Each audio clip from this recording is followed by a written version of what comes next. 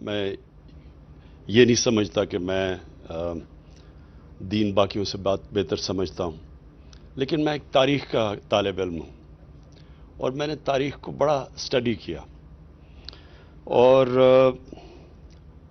کیونکہ میری عمر تقریباً پاکستان جتنی ہے، میں نے پاکستان کو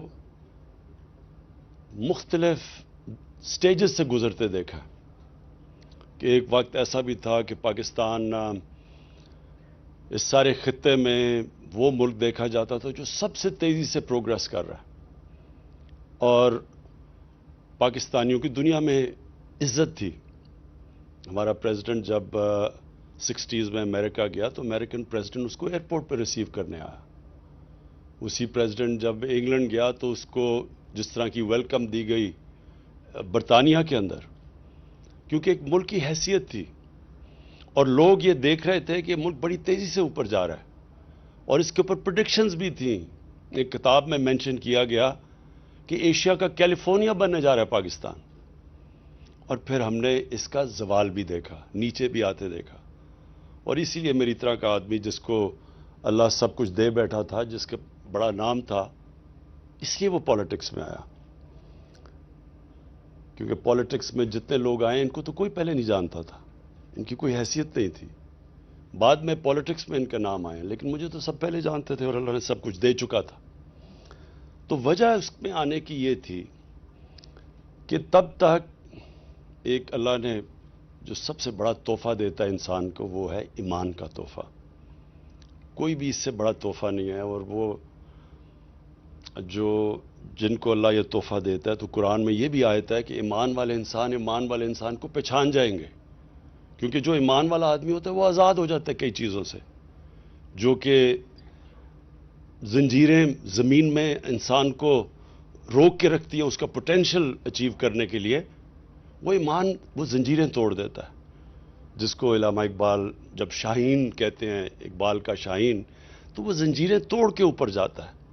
اور وہ زنجیریں ہیں پیسے کی، پاور کی، یہ جو شہرت کی، ہر قسم کی، ذات کی، ایگو، یہ سب زنجیریں ہیں جو انسان کو، جب اللہ کہتا نا کہ میں نے اس کو سب سے عظیم اپنی مخلوق بنایا، فرشتوں سے بھی اوپر، تو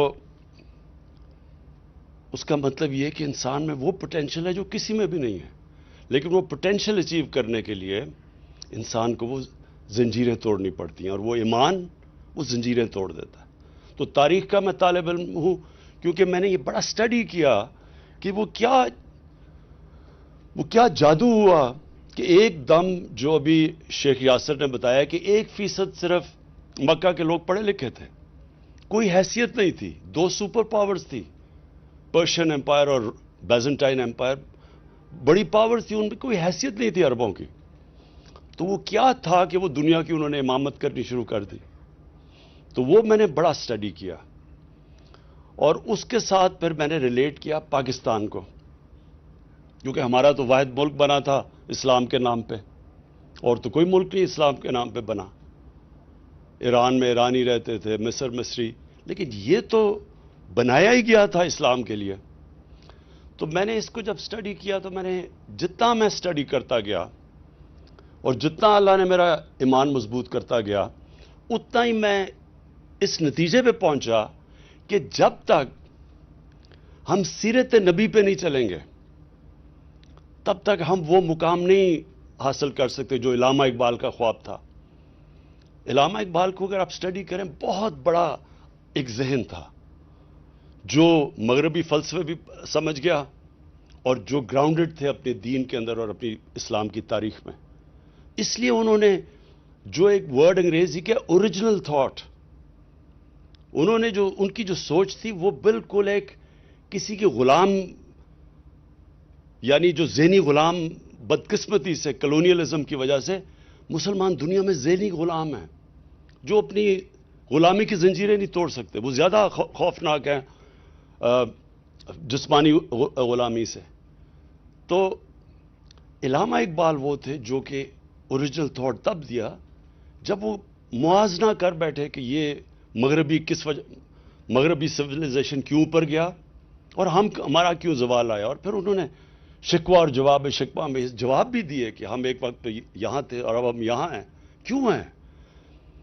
تو میں آہستہ آہستہ اس نتیجے پہ پہنچ گیا کہ ہمارا جو سسٹم بن گیا تعلیم کا، وہ ہی ہمارے لیے سب سے بڑی رکاوٹ بن گیا۔ ایک طرف انگلش میڈیم بن گیا جو کہ کلونیل ایجوکیشن سسٹم تھا، وہ ہمارا نہیں تھا۔ دوسری طرف ہم نے اردو میڈیم کر دیا جو نہ تیتر نہ بٹیر رہ گیا۔ تیسری طرف دینی مدرسے چلے گئے، 3 پیرلل ایجوکیشن سسٹم بن گئے۔ اب وہ 3 پیرلل ایجوکیشن سسٹم میں 3 قومیں نکلنی شروع ہو گئی، ان کا کنیکشن ہی ایک دوسرے سے نہیں رہا۔ تو سب سے بڑی چیز ہم نے فیصلہ کیا، سب سے پہلے تو ایک کور ایجوکیشن، ایک کریکولم ایک لے کے آئیں، تاکہ پہلے ان کو قوموں کو تو ایک طرف لے کے آئے۔ لیکن جو سب سے بڑی چیز یہ ہے کہ جو بھی شیخ ناصر نے بھی یہ بات کی، جب بھی میں مکہ یا مدینہ گیا، سب سے زیادہ لوگ پاکستانی نظر آتے ہیں آپ کو وہاں۔ سب سے پہلے پاکستان ریئیکٹ کرتا ہے، کوئی بھی اسلام کے خلاف کچھ ہو تو پاکستان میں ریئیکشن آتا ہے۔ سب سے زیادہ میرا دعویٰ ہے کہ روزے بھی یہ رکھتے ہیں، حج بھی یہ پاکستانی کرتے ہیں، پیسہ بھی سب سے زیادہ پاکستانی اللہ کے نام پہ دیتے ہیں۔ میں سب سے زیادہ پیسہ پاکستانیوں سے اکٹھا کرتا ہوں، اللہ کے نام پہ سب سے زیادہ پیسہ بھی دیتے ہیں۔ لیکن مسئلہ یہ ہے کہ ہم جو ایک طرح آپ سیکولر ورڈ استعمال کر لیں، ہم اصل میں سیکولر بن گئے، اور غلط میننگ ہے سیکولر کا۔ مطلب یہ ہے کہ ہم ایک طرف عاشق رسول بھی ہیں، سب سے زیادہ ہمارا دین کے اوپر زور ہے، لیکن دوسری طرف جو نبی کی سیرت ہے اس کی اور ہماری زندگی میں تعلق ہی کچھ نہیں ہے۔ اتنا بڑا فاصلہ ہے اس کے بیچ میں۔ میں نے بار بار ایک چیز، ایک انسیڈنٹ بتاتا ہوں لوگوں کو۔ ڈاکٹر اشفاق، بہت بڑے ڈاکٹر اشفاق احمد خان، میں سمجھتا ہوں پاکستان کے بہت بڑے اسکالر تھے۔ ان کی میں بڑی ان سے میں ملتا رہتا تھا، تو انہوں نے مجھے ایک دفعہ یہ اپنی بات بتائی کہ جب وہ چائنا گیا اور چیئرمین ماؤ کو ملنے گئے، تو چیئرمین ماؤ کو بڑا ہیرو ورشپ اس لیے کہ انہوں نے ایک جینوئن ریولوشنری تھے، سب ریولوشنریز ان کی طرف دیکھتے تھے۔ تو کہتا ہے جب میں ان کے پاس گیا تو وہ ان کا ایک دن ہوتا ہے گریٹ بات کا، وہ ینگسی دریا کی تیر کر ادھر جا کے واپس آتے ہیں، تو لائنیں لگی ہوتی ہیں لوگوں کی ہاتھ ملانے کے لیے ان سے۔ تو کہتا میں بھی کھڑا ہو گیا، جب میری باری آئی انہوں نے کہا جی کدھر سے ہو؟ میں نے کہا میں پاکستان سے ہوں۔ تو اس نے کہا کہ وہ گریٹ نیشن، بڑی عظیم قوم ہے پاکستانی۔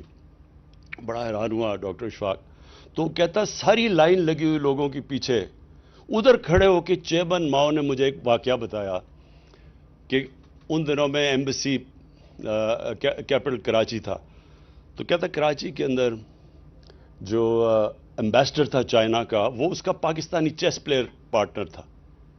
تو کہتا وہ جو پاکستانی پارٹنر تھا وہ ہر 2 منٹ کے بعد جائے، دوپہر بڑی گرمی تھی، سب سے زیادہ گرمی کا ٹائم تھا، اور جا کے اپنے اوپر سر پہ پانی ڈال کے پھر آ کے چیس کھیلے۔ تو اس نے کہا کیا مسئلہ ہے؟ اس نے کہا میں روزہ رکھا ہوا ہے۔ تو وہ بڑا چائنیز حیران ہوا، کہتا تم چپ کر کے پانی پی لو، کسی کو کیا پتا چلے گا؟ تو جب اس چیئرمین ماؤ کو چائنیز ایمبیسڈر نے یہ بتایا تو چیئرمین ماؤ نے تب، اب ذرا دیکھیں بڑا ذہن تھا نا، تو اس نے کیا سوچا کہ کیوں یہ عظیم قوم ہے؟ اس نے یہ کہا کہ جو قوم گرمی میں پانی اللہ کے خوف سے نہیں پی سکتی، تو سوچ لیں کہ وہ اللہ کے خوف سے سچ بھی بول سکتی ہے، وہ رشوت بھی نہ لے گی، وہ ٹیکس بھی اپنے پورے دے گی، وہ تو اس قوم کو تو کوئی روک ہی نہیں سکتا۔ یہی تھا مدینہ کی ریاست میں، وہ کیسے عظیم قوم بنی؟ خوف خدا تھا ان کو، وہ اپنے اوپر سیلف اکاؤنٹیبلٹی تھی کہ اللہ دیکھ رہا ہے۔ جس طرح کہ میں کمرے میں جا کے پانی پیوں تو اللہ دیکھ رہا ہے، اسی طرح میں کوئی غلط کام کروں گا اللہ دیکھ رہا ہے۔ وہ قوم کی جو کیریکٹر تھا وہ ایسا تھا کہ صرف مسلمان تاجروں کو انڈونیشیا اور ملیشیا میں کوئی فوج نہیں گئی تھی مسلمانوں کی، ان کے کیریکٹر کی وجہ سے لوگ مسلمان ہو گئے۔ تو میں نے اس نتیجے پہ پہنچا ہوں کہ ہمارا سب سے بڑا مسئلہ یہ ہے کہ ہمارا عظیم قوم کا کیریکٹر نہیں ہے.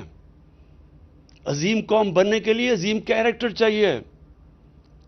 سچ بولنا, سچائی.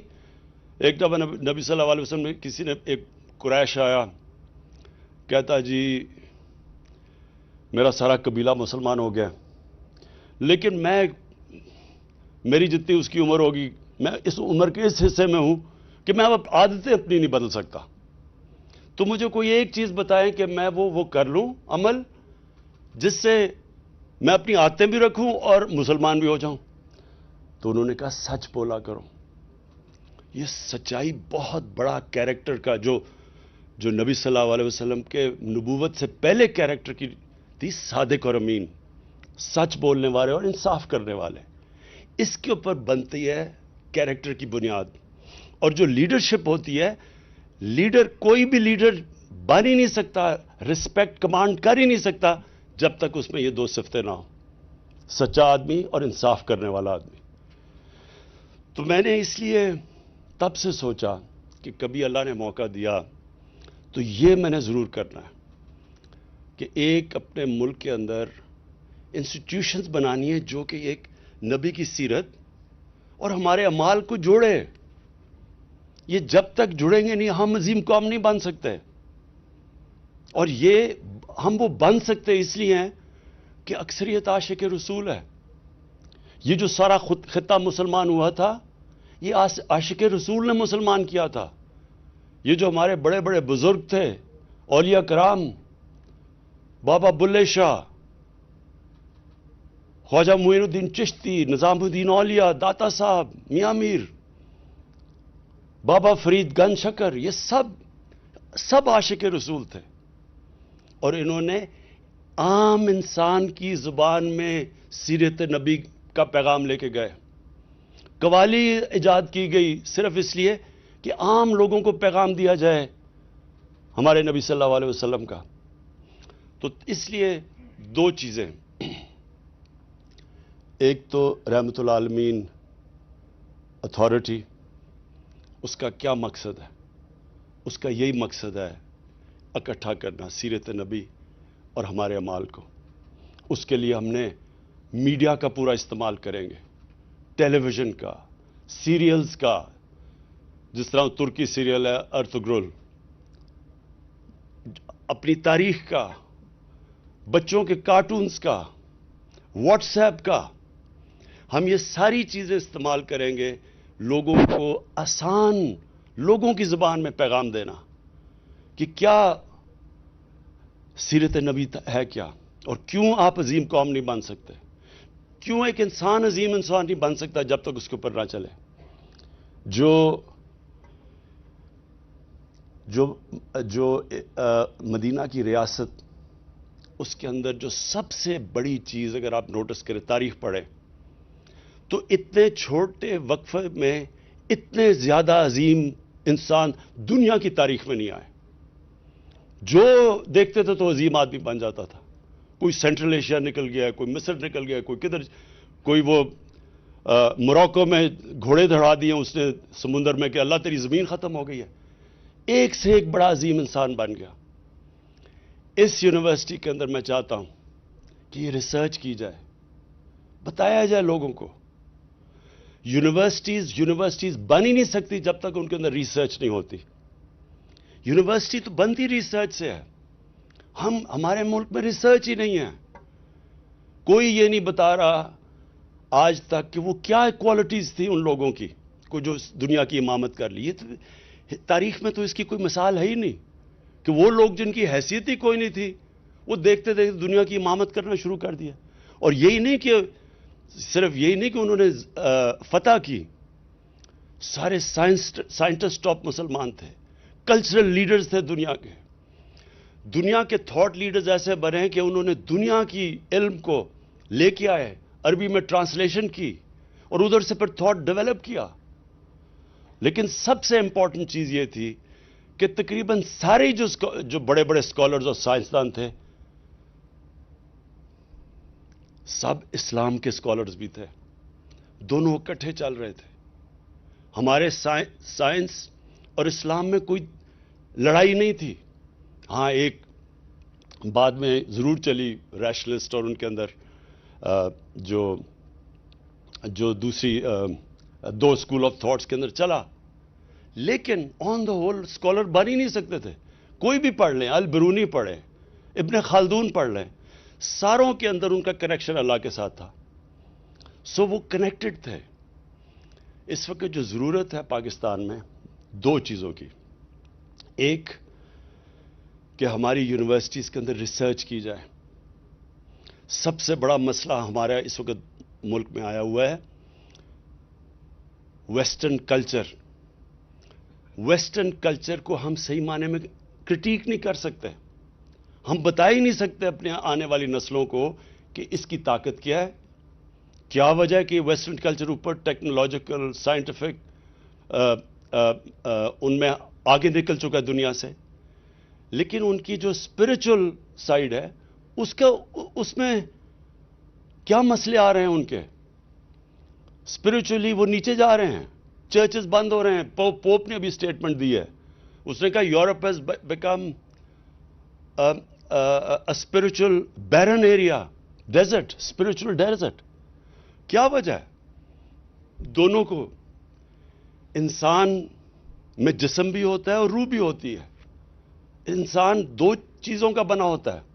آپ صرف جسمانی سائڈ کے اوپر پوری توجہ دیں، امبیلنس آ جاتا ہے انسانوں میں.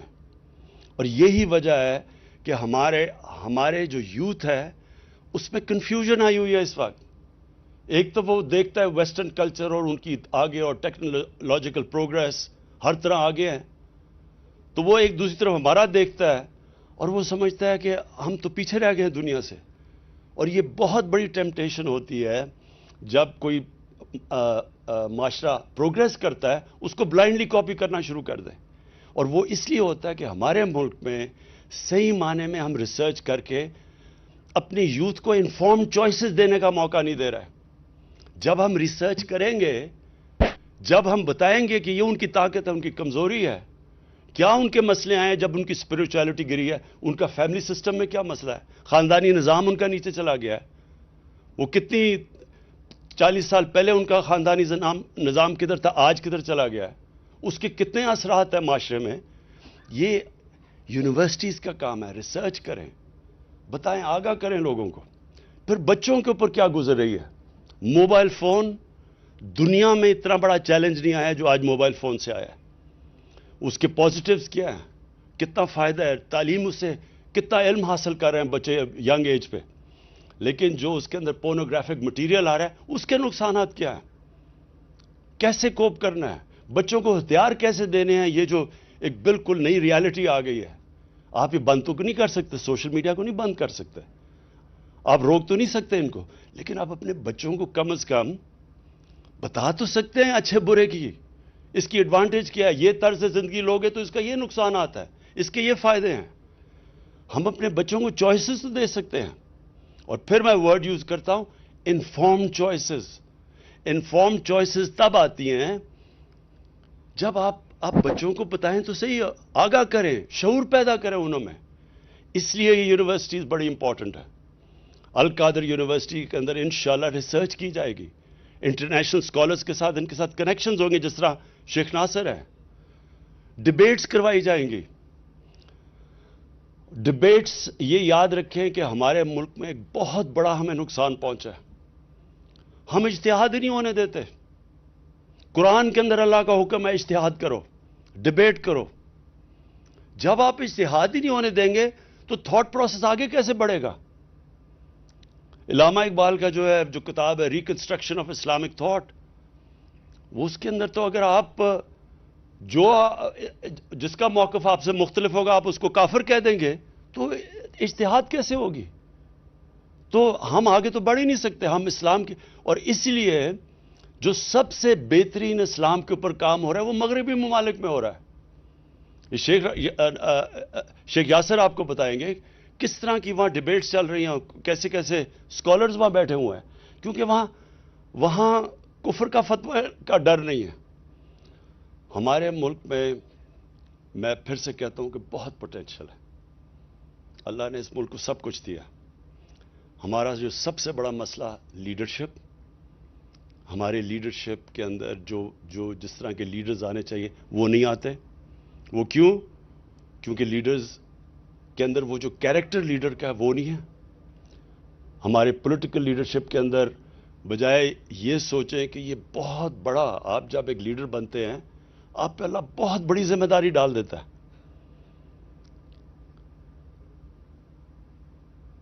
جب ایک لیڈر عوام کی خدمت کرتا ہے، وہ سارے پیغمبروں نے یہ کیا تھا، سارے پیغمبر لیڈر تھے اللہ کے، اور ان سارے پیغمبروں نے انسانوں کو بدلا تھا، خدمت کی تھی، انسانیت کے لیے آئے تھے. اور جب ایک لیڈر بن کے ایک اتھارٹی پہ آ کے ملک کا پیسہ چوری کرنا شروع کر دیتا ہے، اس سے بڑا اللہ کا عذاب کسی انسان پہ نہیں آ سکتا. کیونکہ جو معاشرے میں غربت ہوتی ہے سارا گناہ اس کے اوپر جاتا ہے. اس لیے ہمیں اپنے نبی صلی اللہ علیہ وسلم کی جو انہوں نے جو لیڈرشپ کا کانسیپٹ دیا تھا، انشاءاللہ القادر یونیورسٹی اور ہم باقی جو ہماری رحمت للعالمین جو اتھارٹی ہے وہ ساری یونیورسٹیز کے ساتھ ان ٹچ رہے گی. ادھر چیئرز ہیں، سیرت چیئرز ہیں، ان کے ساتھ ہم ان ٹچ رہیں گے. اور بیسکلی جو اس نبی صلی اللہ علیہ وسلم نے لیڈرشپ کا کانسیپٹ دیا تھا وہ ہم نے اپنی یوتھ کو دینا ہے. اسکول کے بچوں سے شروع کریں گے سب کو، تاکہ پتہ تو چلے کہ لیڈر میں کون سی کوالٹیز ہیں. کبھی بھی ایک خود غرض آدمی لیڈر نہیں بن سکتا. لیڈر ہمیشہ اپنی ذات سے نکل کے بڑا سوچتا ہے. قائد اعظم محمد علی جناح، نیلسن مینڈیلا، وہ لیڈرز جو کہ ایک اپنی آپ کو قربان کر دیتے ہیں اپنی قوموں کے لیے. ساری زندگی وہ قومیں ان کو دعائیں دیتی ہے، ان کی عزت کرتی ہے. کبھی بزدل انسان لیڈر نہیں بن سکتا. اس لیے قرآن کی آیت ہے کہ جو لوگ ایمان لے آئے میں ان کے خوف دور کر دیتا ہوں.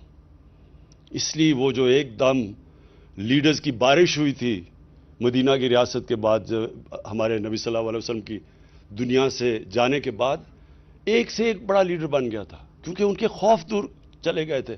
بڑی سوچ تھی ان کی، ذات سے باہر نکل گئے تھے، اور سچے لوگ تھے اور انصاف کرنے والے لوگ تھے. یہ چار کوالٹیز ہیں جو بنیاد ہے ایک لیڈر کی، اور یہ ہم نے اپنے بچوں کو پڑھانا شروع کرنا ہے تاکہ ہمارے ملک میں بھی لیڈرز نکلیں. جب وہ ان کو اقتدار ملے تو وہ اپنی قوم کا سوچیں، یہ نہ سوچیں کہ انہوں نے کتنا پیسہ بنانا ہے اور اپنے آپ کو کتنے فائدے پہنچانے ہیں اور اپنی رشتہ داروں اور دوستوں کو اوپر لے کے آنا ہے. میرٹ قائم کرنی ہے، اور وہی مدینہ کی ریاست میں سب سے بڑی چیز اگر آپ دیکھیں میرٹ تھی. جو کوئی ایکسل کرتا تھا وہ بڑے عہدے پہ پہنچ جاتا تھا. اور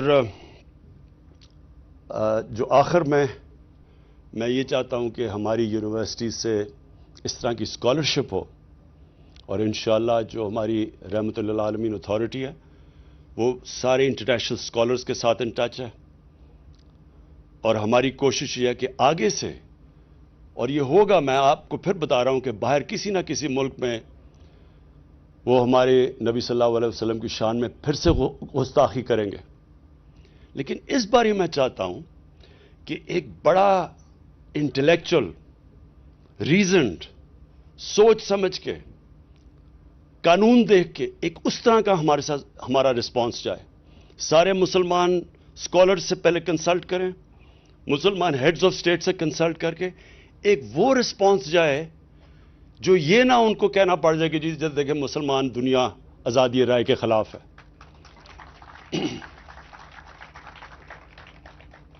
اور اس کے علاوہ جو میں چاہتا ہوں کہ ہمارے جو اس یونیورسٹی میں جو ہمارے بڑے بڑے، جس طرح میں نے بزرگان دین تھے جن کی وجہ سے اسلام پھیلا تھا سارے برِ صغیر میں، ان کے اوپر بھی ریسرچ ہو، اور ان کے جو کلام ہیں وہ ہم جب یہ بڑے بڑے عرس ہوتے ہیں وہاں اتنے لوگ آتے ہیں، لاکھوں لوگ آتے ہیں، پیار کرتے ہیں ان سے، ان کو بار بار بتایا جائے کہ ان کی ٹیچنگز تھی کیا. وہ ساری سیرت تھی، سیرت نبی تھی. تو ہم نے لوگوں کو ملک کے کیریکٹر کو اوپر اٹھانا ہے، موریلٹی کو اوپر اٹھانا ہے. جو مدینہ کی ریاست کی سب سے بڑی کوالٹی تھی جب شروع کیا نبی صلی اللہ علیہ وسلم نے، تو وہ ایک سمپل قرآن کی آیت کے اوپر تھا، امر بالمعروف، کہ اچھائی کو اٹھاؤ اور بدی کو ختم کرو، اس کو دباؤ۔ ایک معاشرہ جو ہوتا ہے وہ اس کی بنیاد اس پہ رکھی جاتی ہے۔ میں اس لیے وہ ابھی ایک حالیہ میں سیمینار ہوا لاہور میں، پاکستان کے سپریم کورٹ کے ججز بلائے گئے، لیکن چیف گیسٹ اس کو بلایا گیا جس کو اسی سپریم کورٹ نے سزا دی، اور سزا کیا دی؟ پبلک کا پیسہ چوری کرنے کی سزا دی، اور وہ جھوٹ بول کے ملک سے باہر بھاگا ہوا ہے۔ اب یہ صرف میں اپنی قوم کے سامنے رکھتا ہوں، یہ سیاسی بات اب میں نہیں کر رہا۔ جب آپ برائی کو برائی نہیں سمجھتے، جب آپ کرپشن کو برائی نہیں سمجھتے، تو اس معاشرے میں محنت کون کرے گا؟ میں کیوں پڑھوں، 14 سال پڑھائی کروں، اس کے بعد 8 گھنٹے کام کروں، اور میں اپنے مشکل سے بیوی بچوں کا پیٹ پالوں، اور دوسرا آ کے ایک قبضہ گروپ بن کے اتنا بڑا پلازا بنا دے، اسمبلی میں بھی آ جائے، اور میں دیکھ رہا ہوں کہ میں محنت کر رہا ہوں۔